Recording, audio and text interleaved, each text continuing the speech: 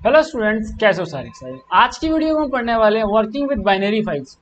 हमारी text files यहाँ से खत्म हो चुकी हैं। अब हम सीखेंगे बाइनरी फाइल्स के साथ हम कैसे काम करेंगे। मेक श्योर कि चैनल को सब्सक्राइब करना ताकि आप तक ऐसी वीडियोस आते रहें और साथ में नोट्स लिखते रहें, बिकॉज बिना नोट्स के आप क्या ही पढ़ाई करेंगे। और एक पॉइंट आपको ध्यान से समझाऊंगा, जो जो लिखवाया जा रहा है वो ध्यान से लिखते रहो, समझते रहो। सबसे पहले सवाल ये आता है, भैया बाइनरी फाइल्स को हम यूज क्यों करते हैं। सो इसका रीजन है that is to maintain the binary files में क्या है कि हम जो ऑब्जेक्ट की हिरार्की है, ठीक है, उसको मेंटेन कर सकते हैं। टू मेंटेन द स्ट्रक्चर और hierarchy of a file object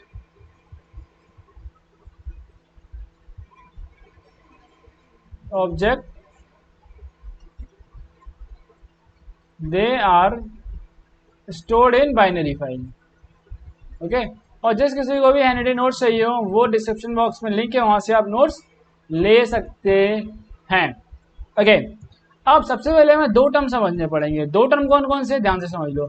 सबसे पहले हम समझेंगे दैट इज सीरियलाइजेशन। क्या समझना पड़ेगा हमें?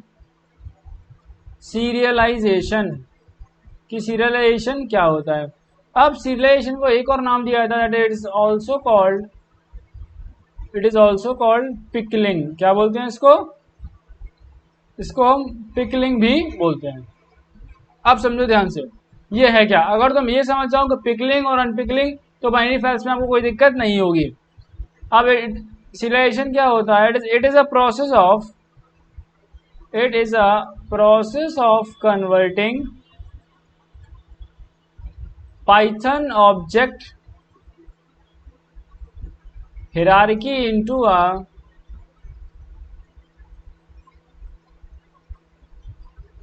a byte stream.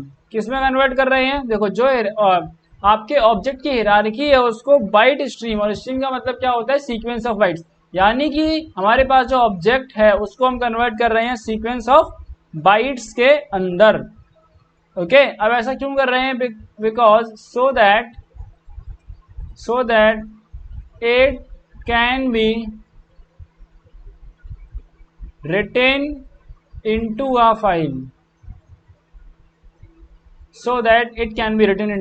file, okay.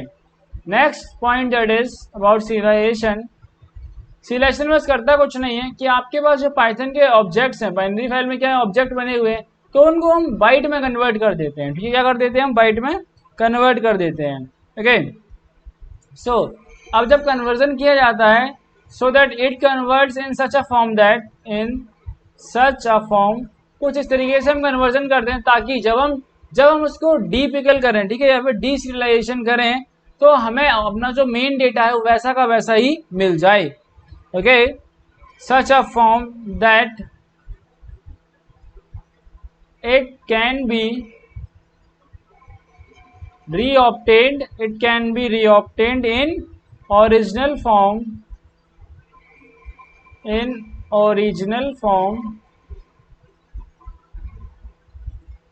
when unpickled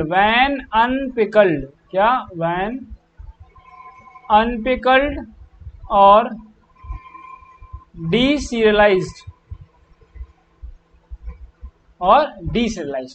okay, सो ये बात होगी। सबसे पहले हमने क्या समझा? हमने समझा यहाँ पर सीरियलाइजेशन। अब इसके बाद हमें एक और चीज समझनी पड़ेगी, दैट इज अनपिकलिंग। क्या समझनी पड़ेगा? अनपिकलिंग। पिकलिंग में हमने क्या किया था? पिकलिंग में हमने ऑब्जेक्ट को कन्वर्ट किया था किसके अंदर? हमने कन्वर्ट किया था ऑब्जेक्ट को अपने बाइट्स के अंदर। ठीक है, इसमें हम क्या करेंगे? ये उल्टा रहेगा। So that is it is opposite to pickling, and in this stream of bytes is converted into object hierarchy. किसमें कन्वर्ट किए जाते हैं? ऑब्जेक्ट की हिरार्की में हम कन्वर्ट करते हैं, और इस प्रोसेस को हम कहते हैं अनपिकलिंग। ओके, अब नाउ एक चीज का आपको ध्यान रखना कि पिकलिंग और अनपिकलिंग करने के लिए आपको इंपोर्ट कराना पड़ेगा एक module, that is you have to import have to import pickle module import कराएंगे। कौन सा मॉड्यूल? पिकल मॉड्यूल इंपोर्ट कराएंगे, तभी हम ये सीरियलाइजेशन या फिर डीसीरियलाइजेशन या पिकलिंग और अनपिकलिंग हम कर सकते हैं। अच्छा भैया, अगर मॉड्यूल कुछ अप्लाई, अगर हम कुछ मॉड्यूल इंपोर्ट कराएंगे तो इससे कुछ फंक्शंस होंगे हमारे पास। सो हमारे पास फंक्शंस हैं, that is we have dump function and we have load function. क्या है? डंप फंक्शन हमारे पास और लोड फंक्शन है। डंप फंक्शन होता है हमारे पास राइटिंग के लिए, ठीक है, and we have load function होता है हमारे पास रीडिंग के लिए। अगर आपको बाइनरी फाइल में राइट करना है तो हम डंप फंक्शन इस्तेमाल करेंगे, रीड करना है तो लोड फंक्शन इस्तेमाल करेंगे। ये मैं अभी आपको आगे भी बताऊंगा। सबसे पहले हम पढ़ेंगे दैट इज कि हम किस तरह से अपनी फाइल को ओपन करते हैं, बाइनरी फाइल को ओपन करेंगे, ये पहले सीखते हैं। दैट इज ओपनिंग और closing binary files. Text file की ओपनिंग सबको पता है, और अब हम सीखते हैं बाइनरी फाइल के बारे में। सबसे पहले हमें क्या करना पड़ेगा? सबसे पहले देखेंगे हम syntax, that is we will have, एक बनेगा हमारा, क्या बनेगा? फाइल हैंडल, जैसा हमारा टेक्स्ट में था। ओके, अब देखो बस कहाँ डिफरेंस है वो आपको बता दूंगा। फिर हम ओपन लिखेंगे, ओपन के बाद पाथ आपको एज इट इज देना है, आपको पाथ एज इट इज देना है, एंड देन आपको मोड लिख देना है। क्या लिख देना है? सिंपली आपको मोड लिख देना है, जिस मोड में भी आप जो है वो अपना, जिस मोड में आप फाइल को ओपन करना चाह रहे हैं। एग्जाम्पल के लिए अगर मैं बात करूं, दैट इज मैंने एक फाइल हैंडल बना लिया my binary and that is equals to open, और पाथ मैंने दे दिया अपनी कोई भी file, that is new1.dat, and mode में हमने दे दिया अगर WB+। हाँ, बस आपको एक बात ध्यान रखनी है, दैट इज टेक्स्ट मोड में हमारे मोड अलग थे, अगर हम बाइनरी मोड में इस्तेमाल करेंगे तो उसमें B+ और ऐड हो जाता है। ठीक है, क्या ऐड हो जाएगा? ऐसे राइटिंग मोड, रीडिंग मोड हमारा RB+ हो जाएगा, अपेंड मोड AB+ हो जाएगा। ये चीज मैंने आपको मोड के टाइम पर बताई थी। ओके, एंड नाउ अगर ये तो हमारा किसमें हो गया, ये हमारी फाइल होगी राइटिंग मोड में ओपन, किसमें? राइटिंग मोड में। वहीं पर अगर मैं एग्जांपल की बात करूं, मुझे अपनी फाइल रीडिंग मोड में ओपन करनी है, किसमें?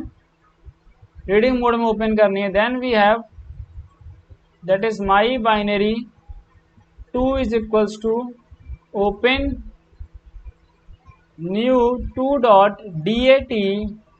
एंड अब किसमें ओपन कर रहे हैं? रीडिंग मोड में। सो रीडिंग मोड होगा दैट इज RB, देखो RB भी लिख सकते हो, RB+ भी आप लिख सकते हो। ये मैंने आपको फाइल मोड के टाइम पर बताया था किस मोड में किस तरह से हमें लिखना है।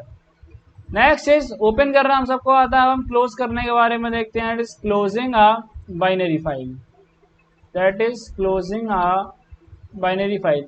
बाइनरी फाइल हम कैसे क्लोज करेंगे इसको देखते हैं। इसका सिंटैक्स क्या है, ध्यान से समझना। It is syntax that is file handle dot close.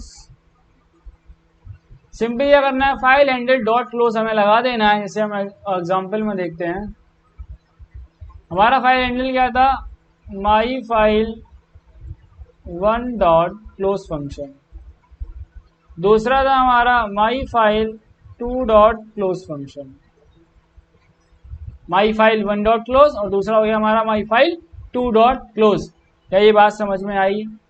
Opening closing समझ में आई, सीरियलाइजेशन समझ में आया। देखो मैं वीडियो थोड़े छोटे बना रहा हूँ ताकि आपको चीजें क्लियर होती जाएं, छोटे छोटे टॉपिक आपको क्लियर होते जाएं। ठीक है, अगर मैं सारा एक मिक्स कर दूंगा तो मेरे लिए मुझे कोई दिक्कत नहीं है, आपको चीजें समझ में नहीं आएंगी। ओके, अगर जिस किसी को हैंडेड नोट्स चाहिए हो तो वो आप डिस्क्रिप्शन बॉक्स में पड़े हुए वहां से ले सकते हैं। अगर आप लाइव बैच में लाइव पढ़ना चाहते हैं तो आप लाइव बैच में एनरोल करवा सकते हैं, लिंक डिस्क्रिप्शन बॉक्स में दिए गए हैं।